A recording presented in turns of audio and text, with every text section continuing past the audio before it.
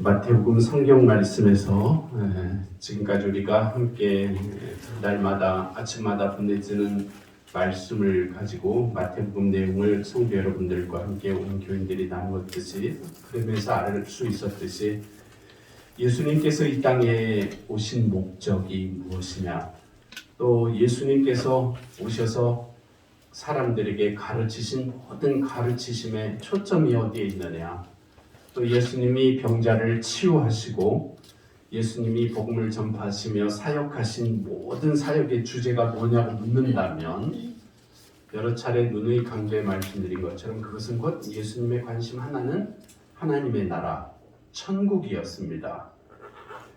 마이클 그린이라는 학자가 마태복음에 관한 책을 쓰면서 마태복음의 제목을 하나님 나라의 도래라고 정했습니다. 그 하나님 나라의 도래, 하나님 나라가 우리에게 왔다 그 말이죠. 도래했다. 그 하나님 나라의 도래라는 이 중심 주제를 가지고 마태복음 전체 1장부터 28장 전체의 말씀을 5 단락으로 구분했습니다. 그래서 마태복음에는 마이클 그린에 의하면 5가지 하나님 나라에 관한 강화, 말씀들, 덩어리들이 있다는 것입니다. 그 중에 마태복음 24장, 25장은 마이클 그린이 분류한 5번째 하나님 나라에 관한 주제의 말씀으로서 그 주제는 예루살렘과 역사의 종말에 관한 말씀입니다. 마태복음 24장을 읽어보면 예수님께서 예루살렘 성을 보고 제자들이 막 감탄하고 있는데 예수님은 정반대의 말씀을 하셔요. 예수님은 이 성이 무너진다는 거예요. 예루살렘 성이 무너진다. 어떻게 무너지느냐? 돌 하나도 돌 위에 남지 않고 다 산산조각 무너진다. 이게 그 말씀을 시작으로 종말과 또 25장에 보면 오늘 본문 열천의 비유로부터 시작된 이 말씀들의 주제를 보면 그것은 바로 심판에 관한 말씀입니다. 예수님의 재림에 의하여 마지막 심판이 어떻게 이루어지는지, 그래서 마태복음의 하나님 나라에 관한 말씀의 마지막 5번째 단락인 이 마태복음 24장부터 25장은 역사의 종말과 예수님의 심판, 재림을 통한 심판의 말씀입니다. 오늘 설교 말씀도 방금 우리가 25장 1절부터 13절을 함께 봉독했는데요. 여러분이 너무나 잘 알고 계시는 혼인잔치의 10처녀 비유입니다.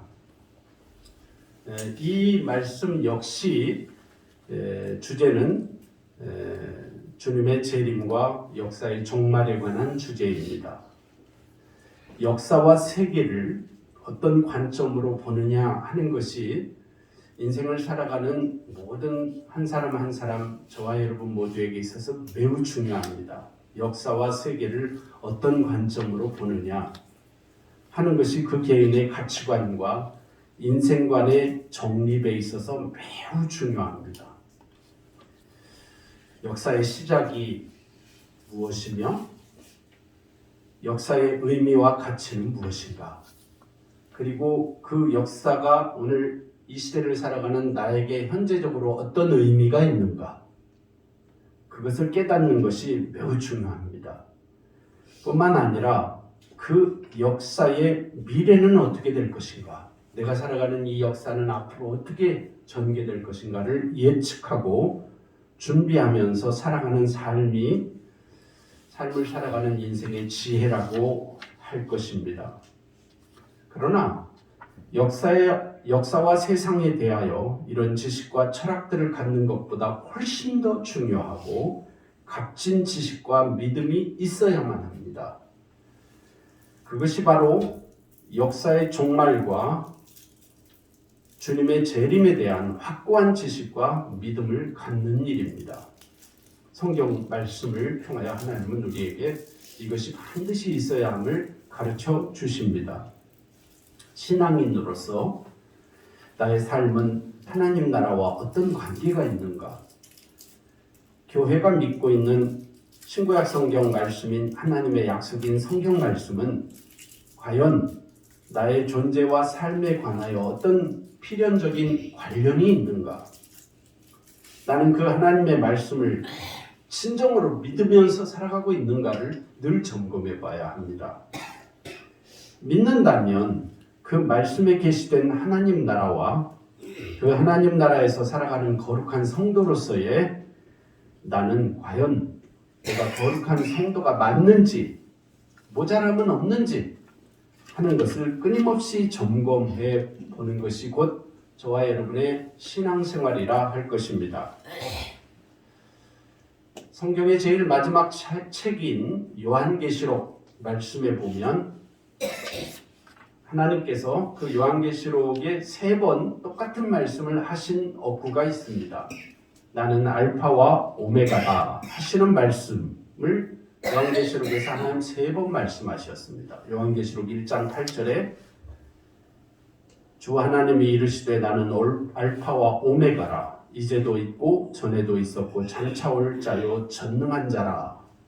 또 요한계시록 21장 6절에도 또 내게 말씀하시되 이루었도다 나는 알파와 오메가요 처음과 마지막이라.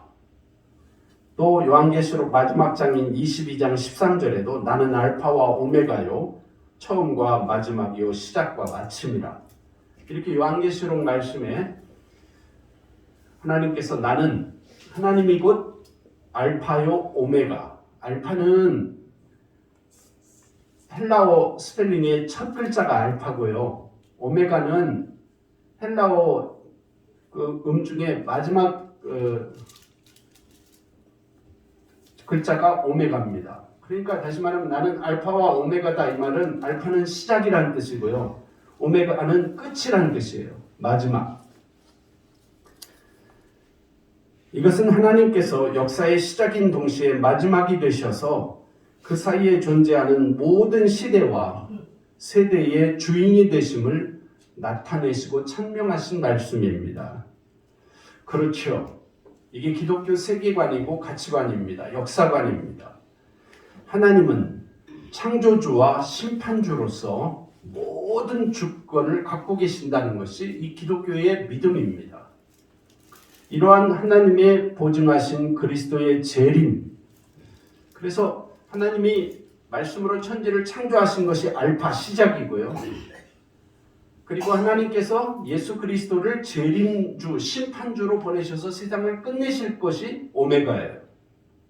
그래서 하나님이 이렇게 약속하신 그리스도의 재림은 확실한 것임을 아까 제가 말씀드린 요한계시록 말씀에 보면 나는 알파와 오메가라는 표현을 하나님이 3번이나 반복하심으로써 확실하게 강조하여 말씀해 주신 것입니다. 그렇습니다.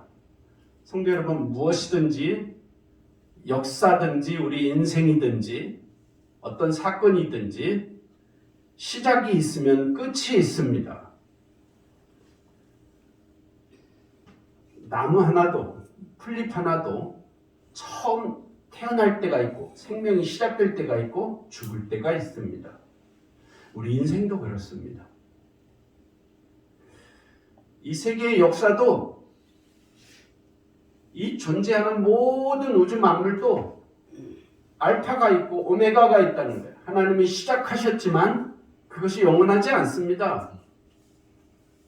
하나님이 시작하게 하시고 존재하게 하신 모든 것은 시작이 있고 그리고 알파가 있으면 오메가가 있다는 마지막이 있다는 것입니다. 시작하신 하나님이 알파 하나님, 곧 창조주 하나님이시죠. 그리고 끝이신 하나님이 바로 심판주 하나님, 재림주 하나님이신 오메가 하나님이십니다. 하나님께서 바로 그 시작과 끝을 주관하신다는 것입니다. 그 말은 하나님 주인이시라 그 말입니다. 하나님은 우리의 신앙 고백에 의하면 창조주이시고 창조주이실 뿐만 아니라 심판주이십니다. 이것이 우리의 믿음입니다.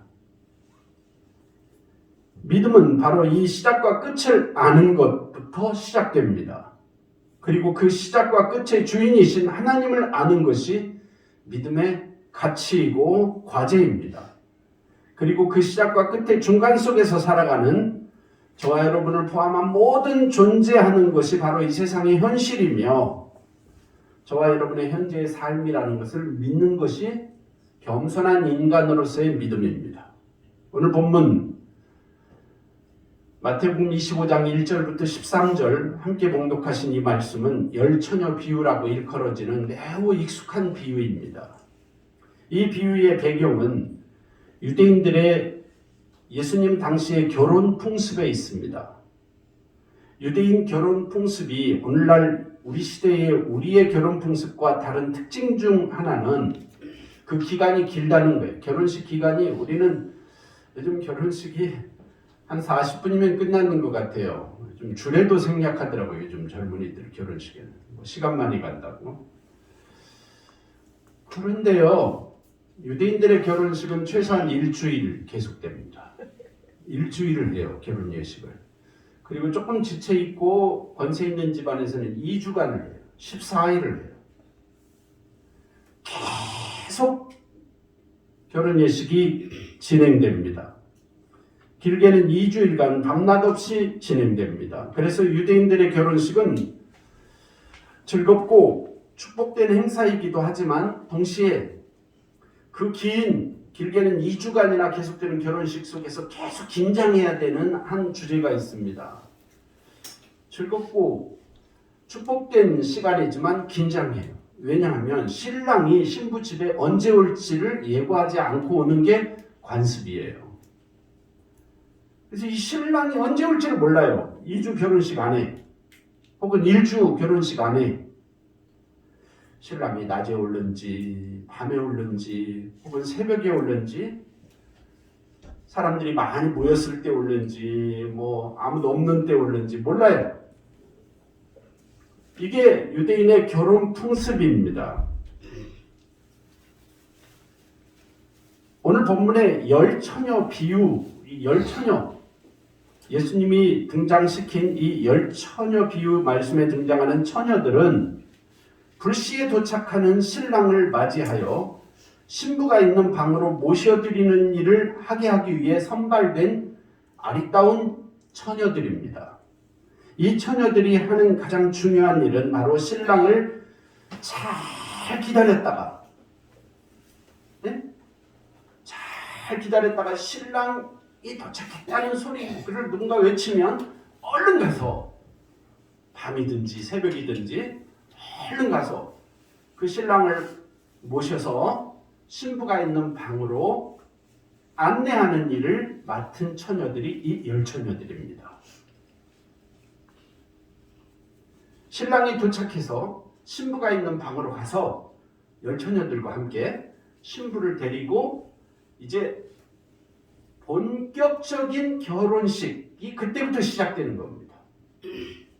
그래서 신랑과 신부 그리고 그 신랑을 모셔드린 열처녀, 이 처녀들과 같이 들어가는 방 안에서 이제 본질적인 핵심적인 결혼 예식이 진행되고 결혼 축제는 핵심은 바로 거기에 있는 것입니다. 근데 문제는 뭐냐면 이 신랑이 언제 올지 알려지지 않고 언제 올지 아무도 모른다는 거예요. 신부도 모르고 장모님들, 신부의 어머니, 아버지도 모르고 신랑의 아버지, 어머니도 모르고 그 연애를 주관한 연회장도 모르고 이 신랑을 기다리는 열처녀들도 모르고 아무도 몰라요. 신랑이 언제 올지. 그래서 예수님은 이 풍습을 말세에 심판으로 재림하시는 예수님의 재림을 비유하신 거예요. 하나님 나라는 마치 예수님의 재림을 기다리는 성도들인데 결혼식 때 신랑을 맞이하기 위해 기다리는 열처녀 같다. 하나님 나라가. 이렇게 유대의 결혼 풍습에 비유하신 것입니다. 예수님께서 당신의 재림과 이 세상의 종말에 관한 5가지 비유 말씀을 하고 계신데 이 열처녀의 비유로 말씀하신 취지는 이렇습니다. 예수님이 곧 신랑이라는 것입니다. 우리 모든 예수 믿는 사람들에게 있어서 예수님이 신랑이시다. 신랑이신 예수님. 그분은 자신의 신부를 위해 결혼 만찬을 축하받으시러 언젠가는 오실 것인데, 그런데 그때가 언제인지는 아무도 모른다 하는 것입니다. 그러면 여기 신랑을 맞이해야 할 처녀들이 누구냐? 이 처녀들이 바로 우리들 한 사람 한 사람, 우리 신앙인들이라는 것입니다. 그런데 오늘 예수님의 이 비유에 보면 처녀가 10명이 있었는데요. 신랑을 맞이하는 처녀 중에 5처녀는 슬기롭고 5처녀는 어리석었다고 되어 있어요. 이 슬기로움과 어리석음의 차이는 신랑이 올 때 슬기로운 5처녀가 슬기로운 처녀가 된 것은 등과 함께 기름이 준비되어 있었던 처녀들이어서 기름을 가지고 꺼져가는 심지에 다시 불을 지펴서 환한 등으로 신랑을 맞이해서 신부에게 모셔드리고 같이 축제에 참여했기 때문에 문이 닫히기 전에 신랑이 들어간 방으로 함께 들어간 처녀들이어서 슬기로운 처녀들이고, 반면 나머지 5처녀들은 똑같은 옷을 입고 똑같은 등을 들고 있었는데 뭐가 없었어요? 기름이 없어서 신랑이 도착했다는 소리를 듣고 졸다가 자다가 번쩍 잠이 깨어서 보니까 불이 꺼져요. 등에 심지에. 그래서 옆에 지혜로운 슬기로운 5처녀에게 우리 좀 기름 좀 나눠서 쓰자고 했더니 이 슬기로운 5처녀가 신랑과 함께 또 다른 방으로 가야 되는데 거기까지 가려면 우리 기름도 모자라고 나눴으면 너희들 기름도 떨어지고 도중에 낭패지니까 이렇게 하지 말고 차라리 진짜 잔치에 가고 싶으면 기름을 파는 장사들에게 가서 사다가 쓰면 좋겠다. 이렇게 말하면서 기름을 안 주는 거예요.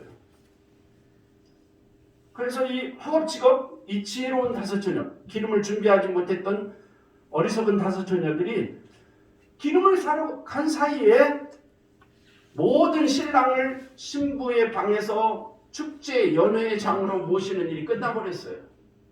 그리고 그 방의 문이 덜컥 닫혀버렸습니다. 그리고는 아무도 그 시간부터는 그 방에 들어가지 못합니다. 이게 예수님이 비유하신 천국 비유입니다. 그래서 이 어리석은 5처녀들이 그 문을 두드리죠. 주여 주여. 오늘 본문 말씀에 보면 그렇게 되어 있습니다. 어리석은 5처녀들이 주여 주여 우리에게 열어주소서. 11절에 보면 그렇게 막 사정을 합니다. 문을 두드리죠. 그랬더니 12절에 보면 신랑이 이렇게 대답하여 이르되 진실로 너희에게 이르노니 내가 너희를 알지 못하노라. 우리말 성경에 이렇게 번역이 되어 있어요. 내가 너희를 알지 못하노라 하였느니라. 내가 너희를 알지 못하노라. 이 말은 직접적으로는 얘들아 너희들은 너무 늦었다 그 뜻이에요.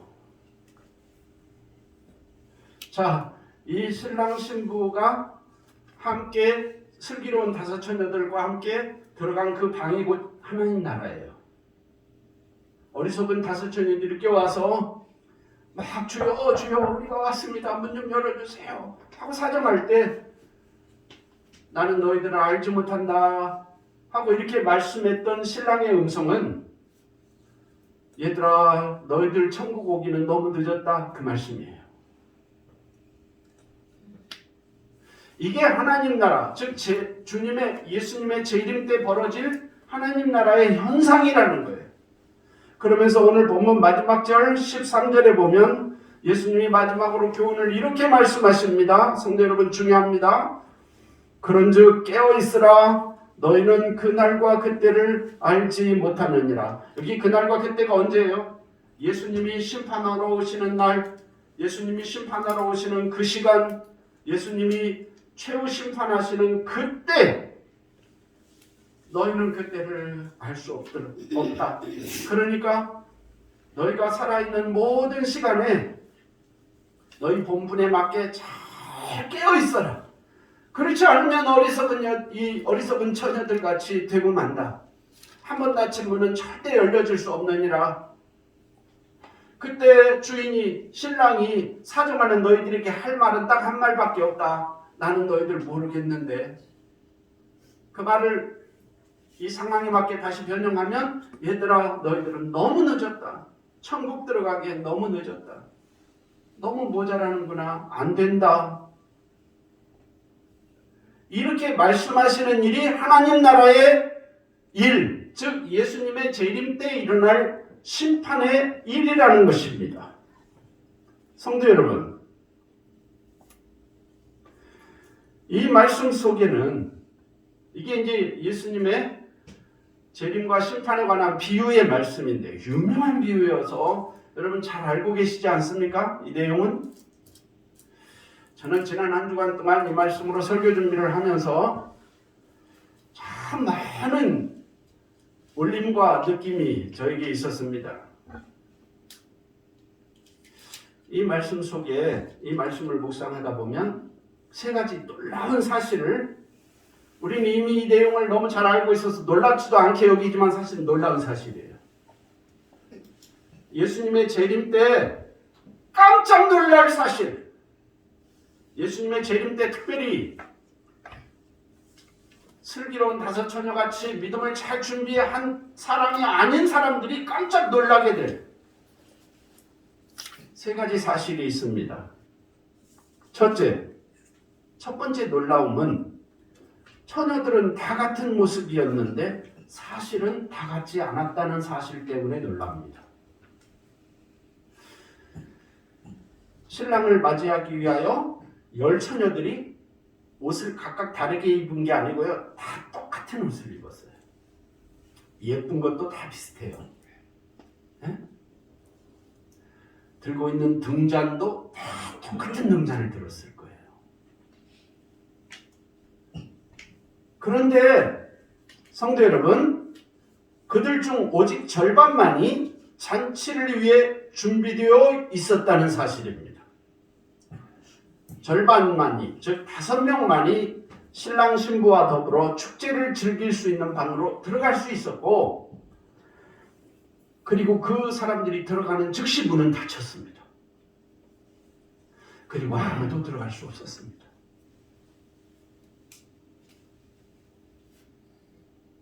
당연히 들어갈 것이라고 기대했던 이 나머지 어리석은 5 처녀들에게 도무지 그 문은 열리지 않았습니다. 이것이 예수님의 강력한 메시지입니다. 지금 예수님이 비유로 하신 말씀이에요. 이 얼마나 놀라운 경고인지 모릅니다. 성도 여러분, 이 말씀이 오늘 이 예배를 드리고 이 말씀을 듣고 있는 저와 여러분에게 매우 중요한 의미가 있습니다. 교회 안에 교인들 무리에 속해 있으면서도 성령님과는 전혀 상관없이 사는 사람이 되기가 너무 쉽다는 경고입니다. 얘들아, 너희들이 교인이라고 해서 다 똑같은 성령과 동행하는 사람인 것은 아니다. 심판이 있기 전까지, 주님의 재림이 있기 전까지는 다 똑같은 교인처럼 보일지 모르지만 주님의 심판의 때가 되면 교회에 있는 성도들 중에서도 참 성도인지 성도가 아닌지가 분별될 것이다. 그래서 깜짝 놀랄 것이다. 다 들어갈 줄 알았는데, 그 사람은 꼭 들어올 줄 알았는데 아닌 일들이 있을 수 있다는 것입니다. 오늘 말씀해 보면 10처녀 중에 절반만 들어갔다는 거예요. 절반이 못 들어갔어요. 똑같이 처녀 복장을 하고 똑같이 등을 들고 있었는데. 성도 여러분, 마태복음 5장부터 7장 유명한 예수님의 산상수훈 말씀, 그 산상수훈 말씀의 마지막 결론 말씀이 무엇인지 기억나십니까? 예수님께서 결론 말씀으로 주신 말씀이 무엇냐면 내가 너희를 도무지 알지 못하니 불법을 행하는 자들아 내게서 떠나가라. 이게 산상수훈의 맨 끝에 있는 말씀이에요. 마태복음 7장 23절 말씀입니다. 그 말씀이 있는 단락을 제가 읽어드리면 성경은 이렇게 기록되어 있습니다. 나더러 주여 주여 하는 자마다 다 천국에 들어갈 것이 아니요 다만 하늘에 계신 내 아버지의 뜻대로 행하는 자라야 들어가리라. 그날에 많은 사람이 나더러 이르되 주여 주여 우리가 주의 이름으로 선지자 노릇하며 주의 이름으로 귀신을 쫓아내며 주의 이름으로 많은 권능을 행하지 아니하였나이까 하리니 그때 내가 저희에게 밝히 말하되 내가 너희를 도무지 알지 못하니 불법을 행하는 자들아 내게서 떠나가라 하시니라. 이 말씀이에요. 성경은 저는 이 말씀을 읽으면서 너무너무 두려웠습니다. 이 말씀 중에 특별히 제가 한평생 살면서 선지자 노릇했습니다. 이 말은 오늘날로 표현하면 목사였습니다. 그 뜻이에요. 그러니까 극단적으로 해석하면 주님 제가 어떻게 천국에 못 갑니까? 저 김관우 목사입니다. 주님 아시잖아요. 제가 한평생 목회했는데요. 그런데도 주님이 뭐라고 말씀하실 수 있다는 거예요? 잔소리 말아라 이놈아. 너는 나하고 상관없이 살았다. 내가 널 도무지 모른다. 이 불법을 행하는 자야 나를 떠나가라. 이렇게 말씀하실 수 있다는 겁니다.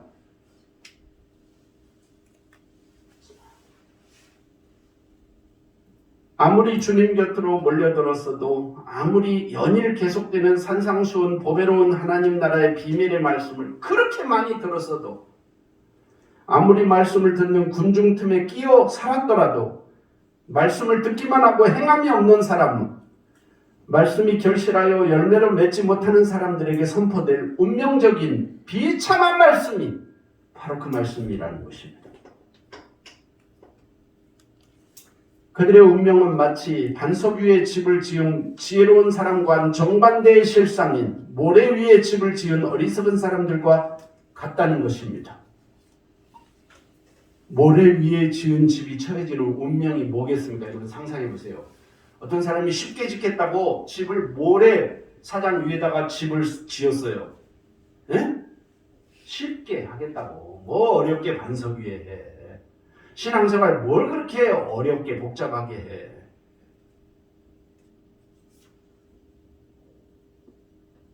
남들도 다 그렇게 안 하는만 이 정도면 잘하는 거지 하면서 대충 한 사람들, 모래 위에 집을 지은 사람들이에요. 이 사람들 평소에는 그럴듯하게 보여요. 예수님 심판이 있을 때까지는 차이가 없어 보여요. 다 유니폼을 입은 처녀가, 열처녀 다 똑같이 보였어요. 신랑이 오기 전까지는. 그러나 주님의 심판이 있을 때 반석 위에 집을 지은 집하고 모래 위에 집을 지은 집하고는 창수가 나고 바람이 불고 비바람이 치면 그때 표시가 확 나요. 자, 모래 위에 집을 지은 집의 현실이 어땠습니까? 예수님 말씀 그대로 그 참담한 무너짐, 끊이지 않는 흔들림, 지속되는 두려움이었습니다. 교회 생활하면서도 계속 두려워요. 교회 다니고 교인이라고 했는데 계속 번민이 끊이질 않아요. 그리고 마지막 주님의 심판 때는 무너져요. 참담하게 무너져요.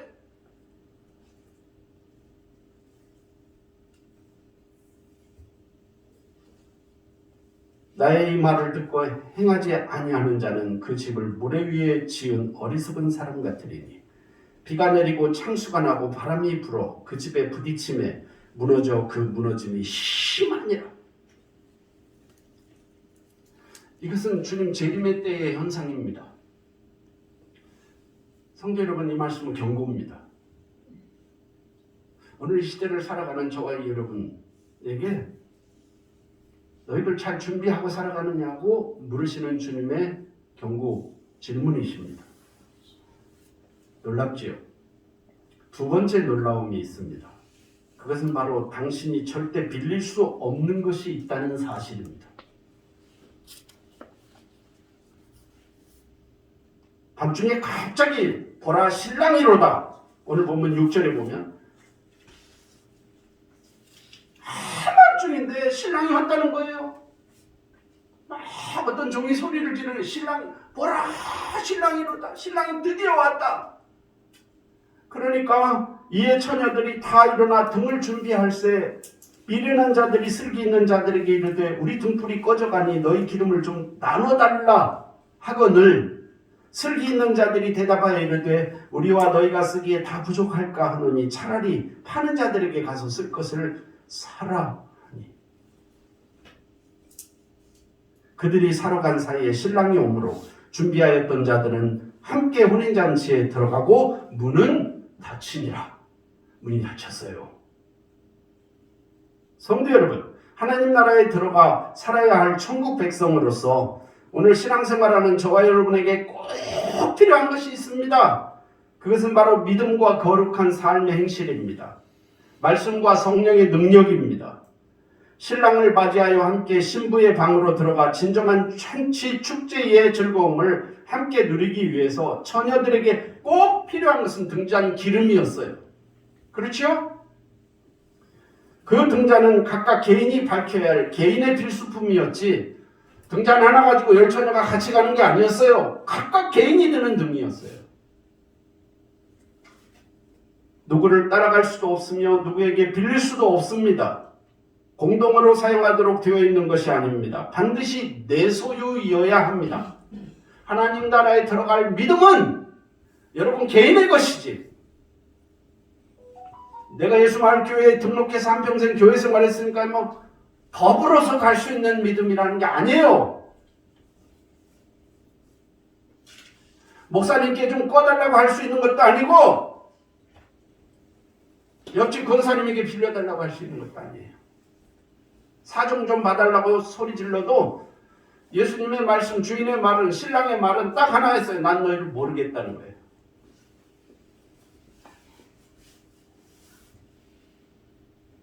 하나님 백성에게 믿음은 필수 불가결한 필수품입니다. 한순간도 손에서 놓칠 수 없는 어두운 세상 속에서의 등불이 곧 믿음입니다.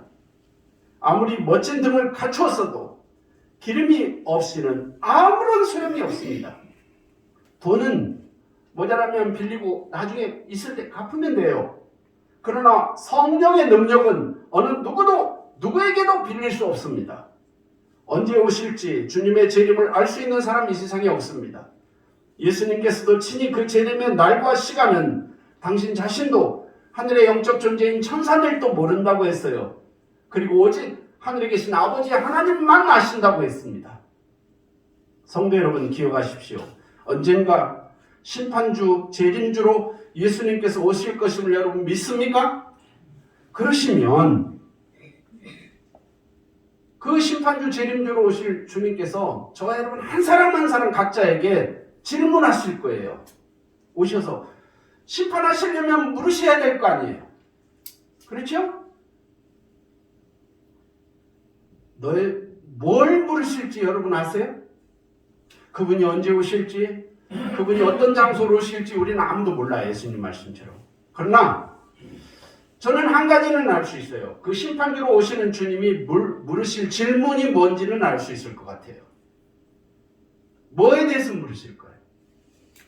그 심판주로 오시는 예수님이 저와 여러분 한 사람 한 사람을 불러서 무슨 내용으로 질문하실지, 뭔 말씀을 하실지는 저는 모르겠어요. 그러나 그래도 그 예수님이 묻고자 하시는 취지가 뭔지는 알겠어요. 뭘까요? 과연 네가 가진 믿음이 참 믿음인지 거짓 믿음인지, 네가 가진 그 등은 지금 그럴듯한데 그 등 안에 등잔 기름이 있는지 없는지는 물으실 거예요.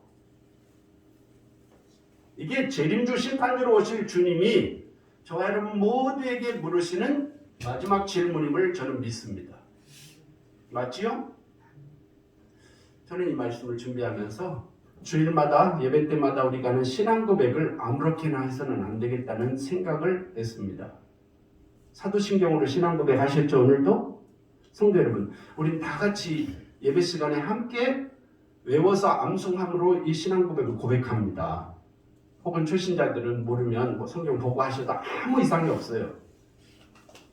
그러나 성도 여러분, 외워서 할 것만은 아닙니다. 그건 그렇게 하는 신앙 고백이 아니에요.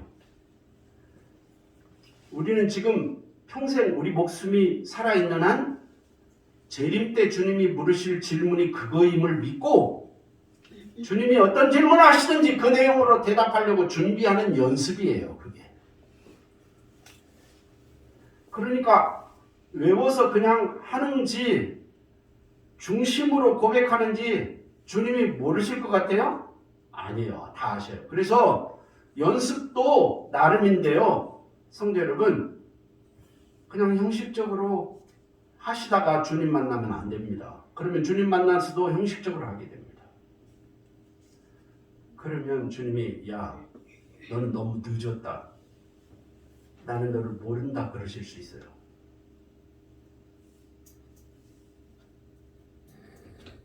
성도 여러분, 사도신경 내용을 이번 주부터 한 단어 하나의 의미를 바로 새기시면서 여러분의 믿음을 하나님이 언제 오셔서 심판하셔도 그렇게 고백하실 수 있도록 준비된 믿음으로 사시길 바랍니다. 그게 이 말씀을 주신 하나님 뜻입니다. 마지막 세 번째 놀라움이 있습니다. 그것은 바로 얘야 때가 너무 늦었다 라고 말씀하시는 말씀을 듣는 놀라움입니다. 만약에 예수님께서 심판대 앞에서 선 어떤 사람에게 마지막 결정하는 말씀으로 얘야 너는 너무 늦었다, 이 말씀을 듣는다고 생각해 보십시오. 너무 소름 끼치지 않습니까? 얘야 너무 늦었다, 너는 안 되겠다. 만약 이 말씀을 상상하기도 싫지만 저에게 주님이 말씀하신다고 하면 저는 못 견딜 것 같아요. 천국 들어가는데 너무 늦었다는데요. 그런데 오늘 본문에 보면 그 선발된 신랑을 맞이할 10처녀 중에 5처녀가 이 말을 들었다는 거예요. 절반이. 성도 여러분, 우리는 재림의 상황을 한 번도 경험해보지 못하며 살면서도 재림을 믿고 기다려야 하는 성도들과 교회입니다. 이것처럼 어처구니 없는 맹목적인 믿음이 어디 있냐고 생각할 사람이, 말할 사람이 혹 있을지 모르겠지만 생각해 보십시오. 역사의 미래와 종말이 어떤지 알면서 사는 시대가 있었습니까? 그런 사람이 있었나요? 없습니다. 개인적으로도 마찬가지입니다. 믿음이 없는 사람들 중 어떤 사람들은 자신이 운명적으로 이 세상에 던져졌고 팔자대로 살다가 막연하게 종말을 우연하게 맞이한다고 겁도 없이 말하는 사람이 있을지 모르겠습니다만은 저는 예수 믿는 사람이 그 정도가 되어서는 안 된다고 생각합니다. 우리가 운명적으로 이 세상에 던져진 사람들은 아니에요. 우연히 이 세상에 오지 않았지 않습니까? 하나님이 있게 하셨어요. 팔자대로 산다고요? 아닙니다. 한평생 존귀하게 살아야 합니다. 우연히 심판과 종말을 맞이한다고요? 그건 믿음 없는 사람들의 가치관이고요. 우리는 이 주님의 재림을 오늘 주님이 말씀하신 마지막 13절에 보면 그러므로 깨어있으라. 너희들은 기다려라. 이 주님의 재림을 기다려라. 그런데 성도 여러분 보세요. 주님의 재림을 두려움으로 기다리는 건 어떻게 가능하시겠어요? 펄펄펄 떨면서 주님의 재림이 5분 후에 올까 10분 후에 올까 오늘 주일 지나고 월요일 날 올까 아니면 금요일쯤 오실까 아니 이번 달은 아니겠지 4월 말에 오실까 이러고 두려워 벌벌 떨면서 기다리며 준비하라는 뜻일까요? 아닙니다. 주님 말씀은 그 뜻이 아니에요. 신랑을 기다리는 신부처럼 기다리라는 거예요. 신랑을 기다리는 이 열처녀, 신부가 아닌 열처녀처럼 기다려요. 열처녀. 이 처녀들이 깨끗한 옷을 입고 말입니다. 화려한 등을 들고 밝은 등불을 켜고 그리고 흥분된 마음으로 신랑이 오시기만 하면 달려나가서 가장 예쁜 모습으로 맞이하고 가장 친절하게 안내하고 해서 신부에게 그리고 신랑과 신부와 함께 그 아름다운 결혼 축제의 자리에 나도 참여해야지 하는 흥분된 마음으로 깨어있는 사람들이 처녀예요. 그렇게 기다려야 돼요. 그런데 어리석은 다섯 처녀들은 그렇게 기다리지 못했어요. 그렇죠? 준비도 없고 긴장감도 없고 흥분도 없고 신앙생활에 기쁨도 없고 감사도 없어요. 그냥 열처녀이기는 한데 분명 신랑을 기다리는 처녀이기는 한데 그 중심이 축제를 즐길 만한 심령이 되어 있지 못했어요. 그러니 혼인 예식에 하나님 나라의 잔치에 참여하지 못했다는 거예요.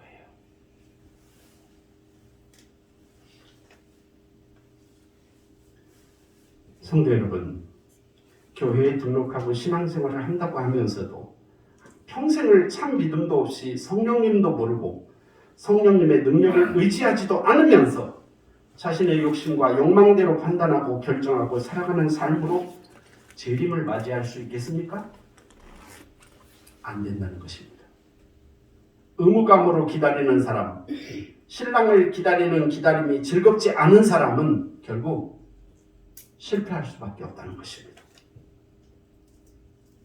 믿음이 없이는 충성됨이 없습니다. 참 믿음 없이 가능한 것은 잎사귀만 무성한 채 열매 없던 무화과나무처럼 형식적인 믿음, 전통에 뿌리박은 종교생활 정도까지만 가능합니다. 참된 예배를 드리지 못하는 믿음, 어린아이들마저 부르는 진실한 찬양조차 부르지 못했던 제사장들, 능력도 없는 껍데기뿐인 믿음이었음이 드러나지 않았습니까? 성도 여러분, 주님의 재림을 두려워할 뿐 기쁨으로 희망으로 기다릴 수 없었던 사람들 예를 주님이 들면서 너희는 이 사람들처럼 기다리지 말고 오늘 말씀의 제목처럼 주님의 재림이 당신에게 재앙입니까? 아니면 희망입니까? 우리에게는 주님의 재림이 희망이어야 한다는 것입니다. 이것이 오늘 이 말씀을 주신 하나님의 뜻입니다. 성도 여러분, 저와 여러분 매 주일마다 하나님 나라를 연습하는 현장의 예배가 천국에서의 삶을 우리는 지금 천국에서의 삶을 예행 연습한다고 생각하시면 돼요. 예수님이 열처녀 비유로 하나님 나라를 설명하셨던 이 재림과 심판의 말씀을 들으시고 순간순간 존귀하게 사시는 믿음을 잘 준비하시는 저와 여러분이 다 되시기를 축원합니다. 기도하겠습니다.